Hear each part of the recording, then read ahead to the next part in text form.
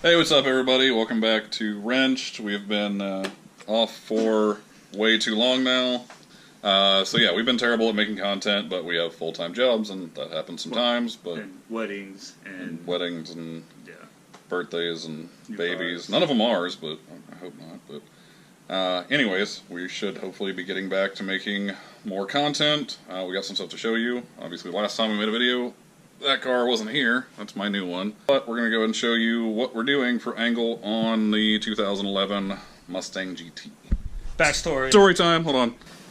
He's drifted the car. We've done some mods that we did not film. We were in a crunch to get it ready for Lone Star Bash, which we went to for my birthday. It was a blast. So there are some things that we didn't film that you should catch them up on, such as... Ooh! The best part. So the best modification that I've made so far, sweet feel coilovers, custom made for me and for the weight of this one, plus stock power. They basically dial it all in for everything that you want. And so far, they are the best riding coilovers that I have ever had. Oh, yep, we also put a tuner on here, because every stock car needs a tuner. Go ahead and give you guys a rundown of what we got going on for angle on the new Mustang. So our buddy Corey at One Off Racing has made these prototype ones for the S197 for us. For the knuckles, I can't tell you exactly all the cool stuff he did, but let's just say that that is really strong and it's going to have a ton of angle. And as far as the lower control arms, as you can see, there's a whole lot here that didn't used to be. So he chopped it off right here, which is normally sitting in the back about right here, extended it, boxed it in, welded all that in, and then gusseted the top and the bottom. So this thing is never going to break. Also, Kevin, the type of person he is, since the arms were out, he decided, hey, I might as well buy bushings. So... Oh, right. So, with the bushings, if you can see in here, that is dry rotted and cracked, and these are actually Hydra bushings, which means that these are normally full of a fluid. All that fluid is already gone out of both control arms. So, needless to say, these were done, they needed to be replaced, so energy suspension, part number there if you're ever interested in them.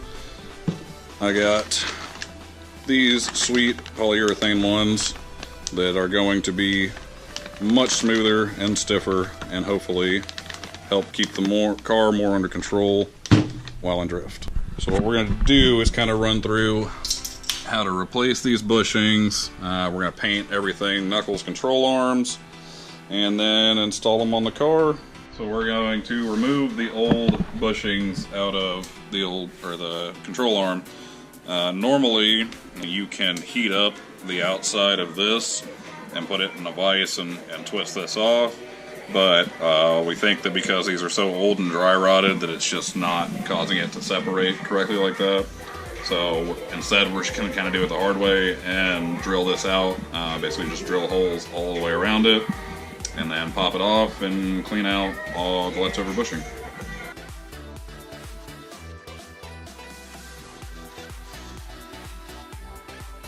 Alright, so I've been drilling for about 5 minutes now. We're already that much of that dry rotted bushing out. I'm gonna hit it from the other side a little bit. There's like some harder pieces, maybe like polyurethane in here, but it's definitely separated from at least the outer shell, so we'll see. And then the battery and the drill died, so we're gonna do this the old-fashioned way with some heat.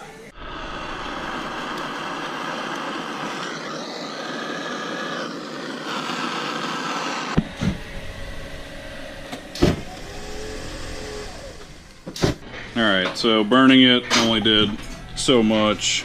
Ow. So hot. So we've been working on just prying out and screwdrivering whatever we can to break some of this stuff loose, but I think we're just about there.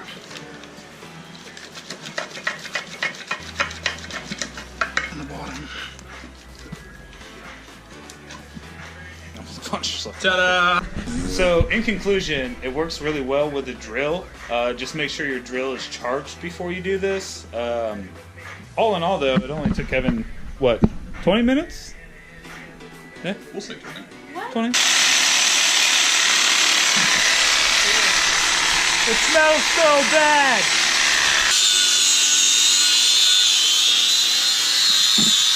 Alright, so after burning the bushing out, you can see it came out nicely after all that fire. The center pin, basically, by the time it was burned out, had come out halfway, and then we basically touched it and it fell out, so super easy. We did not actually touch it. We used extensions. Well, yeah, don't be an idiot and put your finger in there. We use an extension and push it out. I feel like you have to say that. That's a good point. Okay. That's a good point. Alright, so the knuckles have about 150,000 miles of dirt and grime built up on them, along with some overspray and whatever else has happened to these over the years. So go ahead and take the wire well on the drill and clean these up, and then we'll wipe them down and get them ready for paint.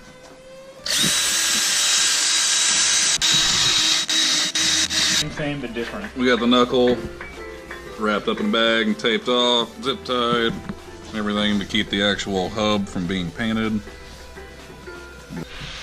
Alright, Trev's working on the other knuckle. I'm gonna go ahead and paint the other knuckle that we already have hanging up.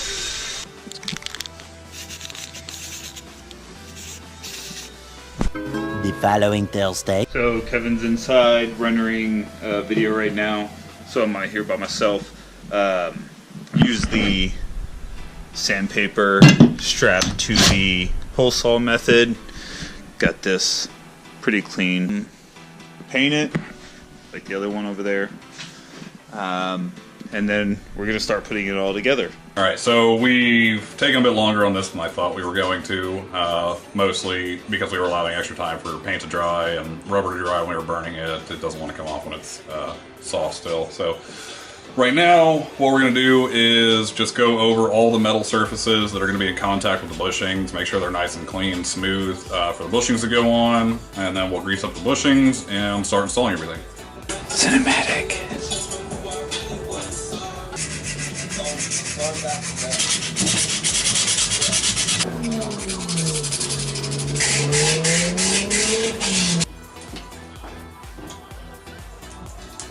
Alright, so to press this in, flare side goes with the flare side.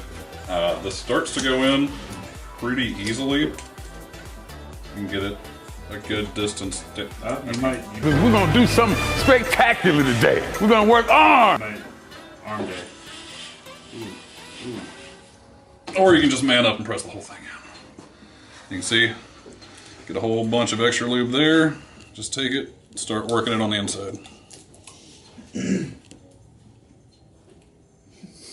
If you can't get it by just pressing it by hand, you can use a couple boards and just stand on it.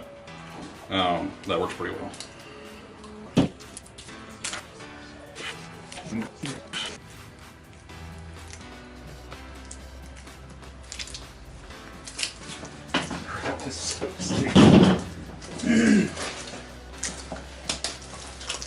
Look, those stand a chance.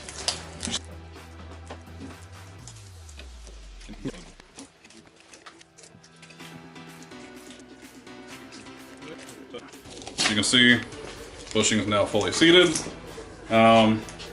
Overall, this kit's really not bad to install.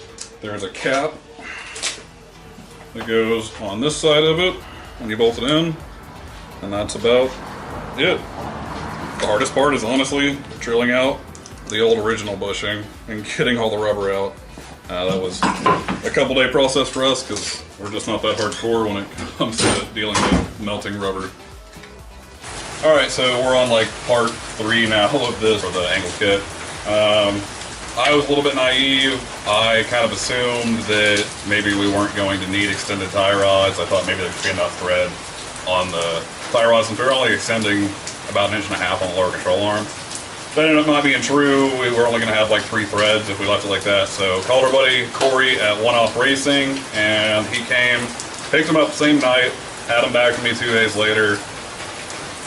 Extended 2-inch tie rods, super strong, never gonna have a problem. We're gonna slap a coat of paint on them real quick, and then we are ready to finish installing the rest of the kit. Same ones I rode on my car for a year now. Yeah. No issues.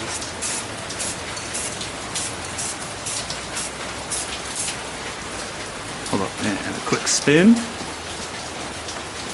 Ta-da. All right, joke's on me. The way this car is, these tie rods are too long for that inner tie rod kit. So we're gonna do it the old school method with a pipe wrench.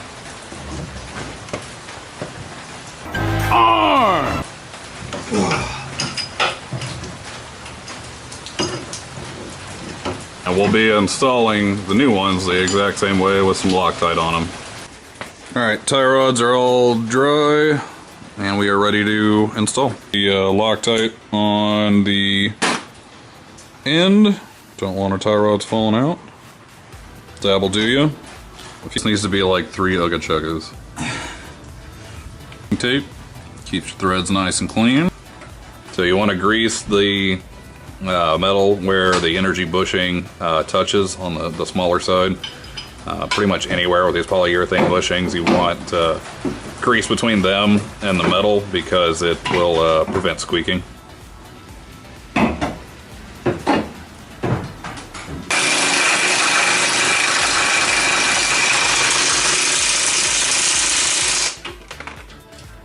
Something to point out, if you're doing this without these type of bushings, like stock bushings, make sure your suspension is compressed to about the height it needs to be and then tighten them. Otherwise, like on a rubber bushing, you will tear it. On these, you still have full movement, all the way tight, so it doesn't really matter.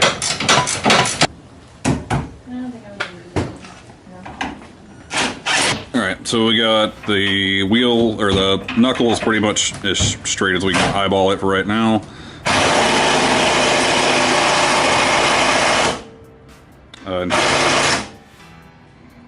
Until Alright, go ahead. Yeah.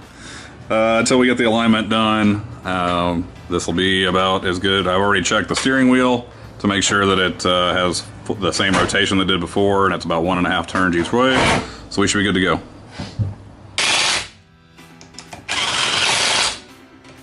Alright, for the moment of truth.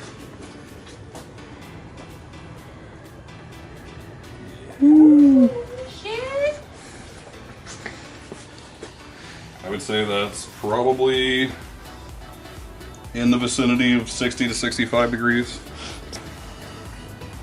Good job. Corey went off racing. Nasty, Kid's dirty sick. thumbs. So we lost some of the ride height extending the control arm, so we'll get this jacked up tomorrow or something and raise it. Don't feel like working on it anymore tonight. Other than that, everything's good. Surprisingly, the alignment we kind of guessed fairly correct on it. Steering wheel's straight, doesn't hold either side, so that's nice. That'll do it for this video. Thanks for watching. Subscribe if you could, and see you next time.